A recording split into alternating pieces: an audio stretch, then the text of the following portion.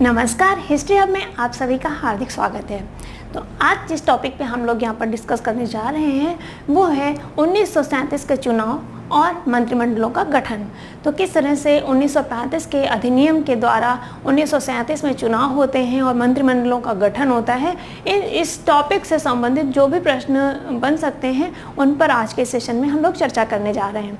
तो सेशन पे बने रहिए, एक एक प्रश्न को ध्यान से देखिए, जो भी व्याख्या की जा रही है उसको ध्यान से सुनिए और अगर कोई भी इम्पोर्टेंट फैक्ट आपको लगता है तो उसे अपने पास जरूर नोट करिए। साथ ही साथ अगर आपने अभी तक इस चैनल को सब्सक्राइब नहीं किया है तो प्लीज़ चैनल को सब्सक्राइब कर लीजिए ताकि आपको एक जो आपकी तैयारी है उसको एक सही दिशा और सही गति मिल सके। तो शुरू करते हैं आज का सेशन और देखते हैं सेशन संबंधित प्रश्नों को। पहला प्रश्न है 1937 में संपन्न विधानसभा चुनाव में इंडियन नेशनल कांग्रेस को निम्न में से किस प्रांत में पूर्ण बहुमत नहीं मिला था। तो क्या पूछा जा रहा है कि पूर्ण बहुमत नहीं मिला था। तो अब हम इससे पहले कि पूर्ण बहुमत मिला था, कहाँ नहीं मिला था, इसको समझें तो हम लोग इसमें थोड़ा सा कहाँ बहुमत मिला था उस पर चर्चा कर लेते हैं। और आप देखेंगे कि जो क्वेश्चन आंसर करा रहे हैं इसके थ्रू आप लोग पूरी थ्योरी जैसे कराई जाती है ना, पूरा थ्योरी आपका कवर हो जाएगा। कि थ्योरी कवर होने का मतलब ये होता है कि प्रश्न ये हटा दिया जाए, कोई दूसरा प्रश्न आ जाए संदर्भित इसी संदर्भ से, तो वो आप आसानी से कर पाए। तो हम लोग थोड़ा सा देख लेते हैं इसके संदर्भ में। तो देखिए जो 1935 के तहत जो चुनाव कराए गए थे उसमें कांग्रेस को, उसमें अगर हम देखें कि स्थिति कैसी थी तो हम तीन उसमें बांट सकते हैं। तो जो फर्स्ट ग्रुप हम रखेंगे तो फर्स्ट ग्रुप यानी कि वो जहाँ पर कांग्रेस को मिला था पूर्ण बहुमत। तो कांग्रेस को पूर्ण बहुमत जहाँ मिला था वो जो राज्य हैं तो उनके नाम हम लोग लिख लेते हैं पहले। और ये 5 राज्य थे, यानी कि 5 प्रांतों में इनको पूर्ण बहुमत मिला था। तो यहाँ पहला अगर हम बात करें, हम लोग संयुक्त प्रांत से, उत्तर प्रदेश से हैं तो हम संयुक्त प्रांत से ही कर लेते हैं। तो पहला हो गया संयुक्त प्रांत,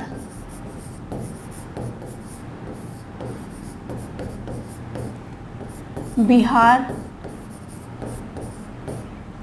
उड़ीसा, मध्य प्रांत और मद्रास।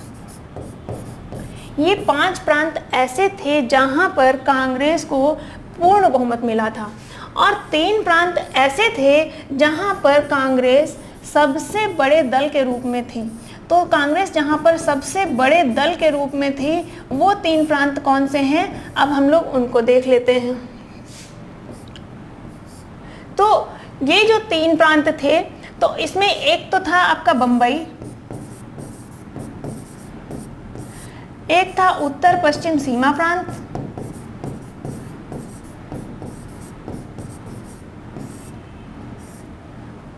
और एक तीसरा था असम। तो ये 3 प्रांत ऐसे थे जहां पर कांग्रेस, पूर्ण बहुमत तो कांग्रेस को नहीं मिला था लेकिन कांग्रेस सबसे बड़े दल के रूप में उभरी थी। तो ये 3 प्रांत हो गए जो सबसे बड़े दल के रूप में जहां पर उभरी। कितने प्रांत थे? 3। अब आगे जहां पर उसकी सबसे खराब स्थिति थी तो खराब स्थिति भी थी उसकी 3 प्रांतों में। तो ये 3 प्रांत कौन हैं? तो ये 3 प्रांत हैं आपके बंगाल, सिंध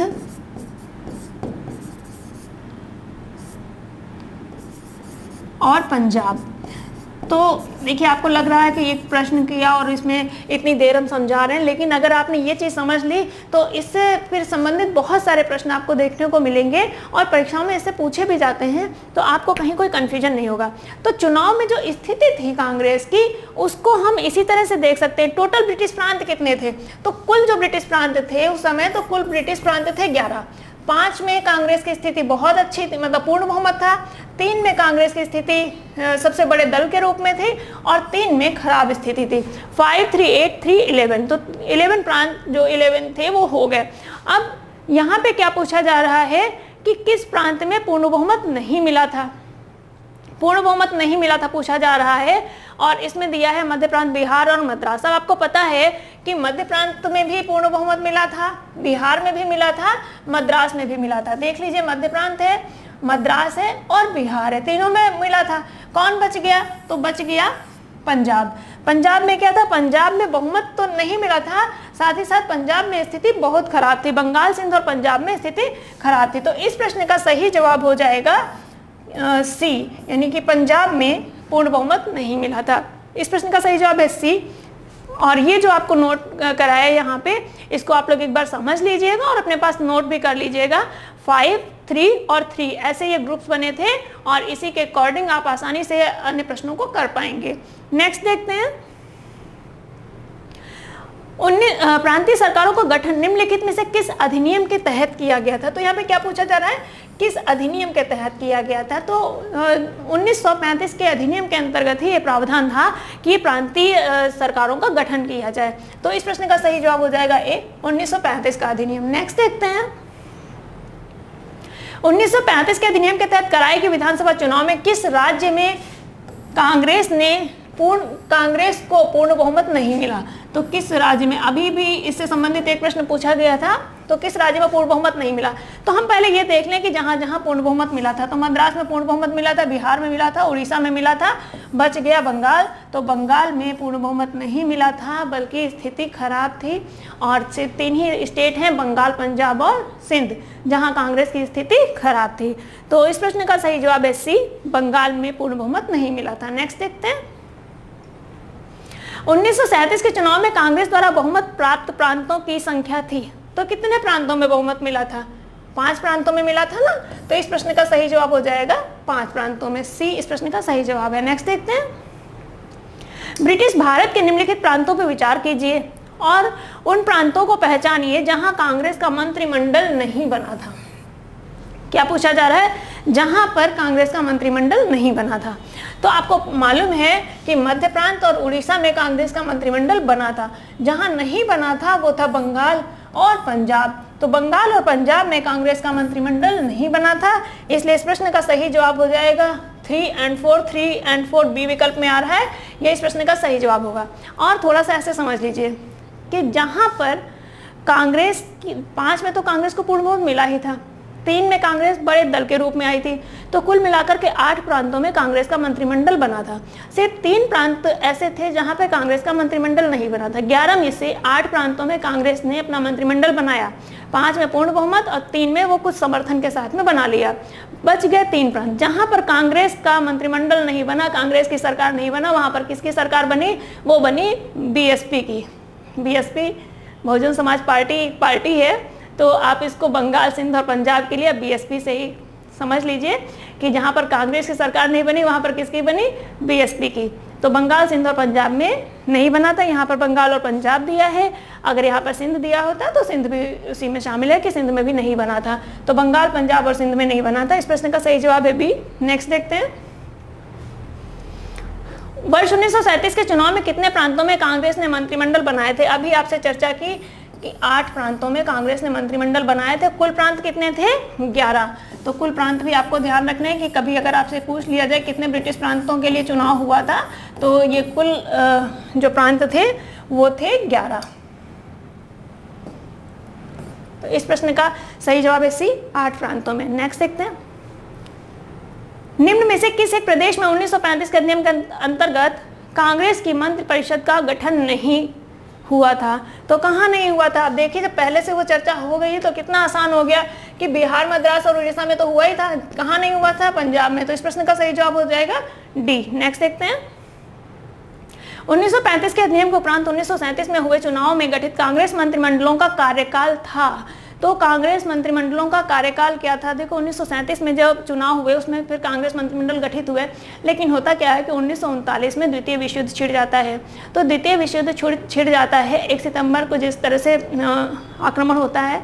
तो 1 सितंबर से जब द्वितीय विश्व छिड़ जाता है और आगे चल करके जो इंग्लैंड है वो भारत को भी युद्धरत राष्ट्र घोषित कर देता है। तो भारत को युद्धरत राष्ट्र घोषित करने के विरोध में जो कांग्रेस मंत्रिमंडल था वो त्यागपत्र दे देता है 22 अक्टूबर 1939 को। तो कितना माह कांग्रेस ने कार्य किया?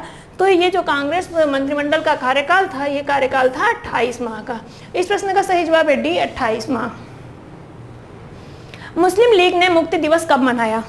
तो 22 अक्टूबर 1939 को जब कांग्रेस मंत्रिमंडल ने त्यागपत्र दिया तो उससे खुश होकर के मुस्लिम लीग ने 22 दिसंबर 1939 को मुक्ति दिवस मनाया। और मुक्ति दिवस के बजाय अगर इसको लिखा हो धन्यवाद दिवस, तो मुक्ति दिवस या फिर अगर धन्यवाद दिवस लिखा हो एक ही संदर्भ है।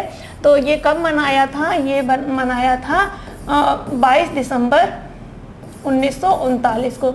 यहाँ पर ईयर दिया हुआ है 1939, आपको डेट भी याद रखनी है कि कब मनाया गया था, 22 दिसंबर को। तो इस प्रश्न का सही जवाब है ए, 22 दिसंबर 1939 को। नेक्स्ट देखते हैं, अपनी किस कार्यकारिणी कमेटी में कांग्रेस ने भू स्वामित्व को समाप्त करने की नीति अपनाई? तो किस कार्यकारिणी कमेटी में कांग्रेस ने भू स्वामित्व को समाप्त करने की नीति अपनाई? तो ये जो भू स्वामित्व को समाप्त करने की नीति अपनाई गई थी, ये अपनाई गई थी 1937 की कांग्रेस कार्यकारिणी कमेटी में। नेक्स्ट देखते हैं, 1937 के चुनाव के पश्चात यूपी में गठित मंत्रिमंडल में किसे वित्त विभाग सौंपा गया? कि जो संयुक्त प्रांत में जो बना था आपका कांग्रेस का मंत्रिमंडल, तो उसके जो प्रधानमंत्री, उस समय जो सीएम है उसकी डेजिग्नेशन प्रधानमंत्री की होती थी। तो प्रधानमंत्री तो बने थे गोविंद बल्लभ पंत, और जो आपके रफ़ी अहमद किदवई हैं यही बने थे फाइनेंस मिनिस्टर, यानी कि वित्त विभाग किसे सौंपा गया था? रफ़ी अहमद किदवई को सौंपा गया था। और कैलाश नाथ काटजू को न्याय विभाग सौंपा गया था। तो इस प्रश्न का सही जवाब है बी, रफ़ी अहमद किदवई। नेक्स्ट देखते हैं, कांग्रेस प्रशासित प्रदेशों में मुस्लिमों की शिकायत से संबंधित रिपोर्टों पर विचार कीजिए। यानी कि जहाँ जहाँ पर कांग्रेस के मंत्रिमंडल गठित थे वहाँ पर मुस्लिमों ने कुछ ऐसी रिपोर्ट्स बनाई थी कि वहाँ पर मुस्लिम परेशान रह रहे हैं। तो उनकी शिकायतों से संबंधित 3 रिपोर्ट प्रकाशित हुई थी। अब इनमें आपको बताना है, क्रम सही से लगाना है कि कब कौन सी रिपोर्ट आई। तो पीरपुर रिपोर्ट ये 1938 की है, और शरीफ रिपोर्ट भी 1938 की है, जबकि मुस्लिम सफरिंग अंडर कांग्रेस रूल ये 1939 की है। और इसका एक दूसरा नाम है फजलुल हक रिपोर्ट, फजलुल हक रिपोर्ट। तो कोई भी आ जाए नाम, अगर फजलुल हक रिपोर्ट हो या फिर आपका मुस्लिम सफरिंग अंडर कांग्रेस रूल, तो जो भी आपका हो एक ही संदर्भ है। 1939 में रिपोर्ट प्रकाशित हुई थी। अब यहाँ पर है क्रम लगाना, तो सबसे पहले पीरपुर रिपोर्ट थी, फिर शरीफ रिपोर्ट आई और उसके बाद में Muslim suffering under the Congress rule. तो 1 2 3 1 2 3 ए विकल्प में आ रहा है, यही इस प्रश्न का सही जवाब है। नेक्स्ट देखते हैं,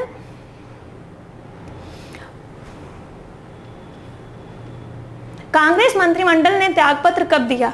अब पूछा जा रहा है कि कांग्रेस मंत्रिमंडल ने कब त्यागपत्र दिया, तो अभी चर्चा हो चुकी है। 22 अक्टूबर 1939 को दिया था। क्यों दिया था?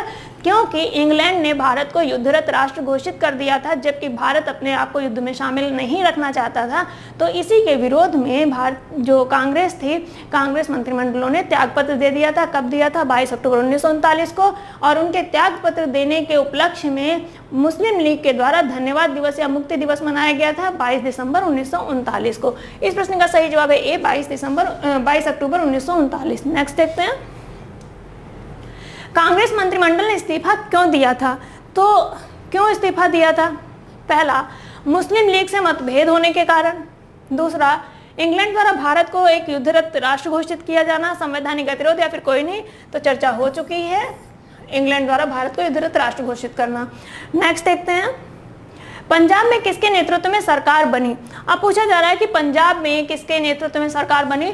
तो जो पंजाब में आप देखते हैं, पंजाब में, सिंध में और बंगाल में, यहाँ पर कांग्रेस मंत्रिमंडल नहीं बने थे।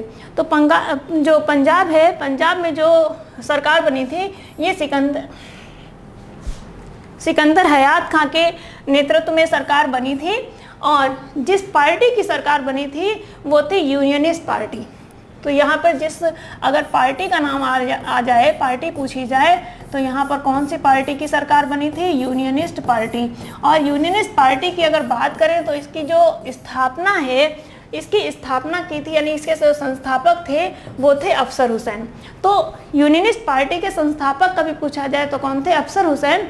और जो नेतृत्व में जिनके सरकार बनी वो थे सिकंदर हयात खान, यानी कि जो उस समय उसके चीफ मिनिस्टर बने। हालांकि वो डेजिग्नेशन प्राइम मिनिस्टर होती थी, पीएम की होती थी, लेकिन जैसे भी आप समझें तो वो सिकंदर हयात खान के नेतृत्व में बनी थी। फजलुल हक के नेतृत्व में बंगाल में बनी थी, और बंगाल में जो सरकार बनी थी वो प्रजा कृषक पार्टी के नाम से बनी थी। तो प्रजा कृषक पार्टी ये कहाँ बनी थी? बंगाल में। तो फजलुल हक के नेतृत्व में ये बनी थी यहाँ पर। तो इस प्रश्न का सही जवाब है ए, सिकंदर हयात खान के नेतृत्व में बनी थी। तो यहाँ पर आकर के प्रश्न पूरे हो जा रहे हैं।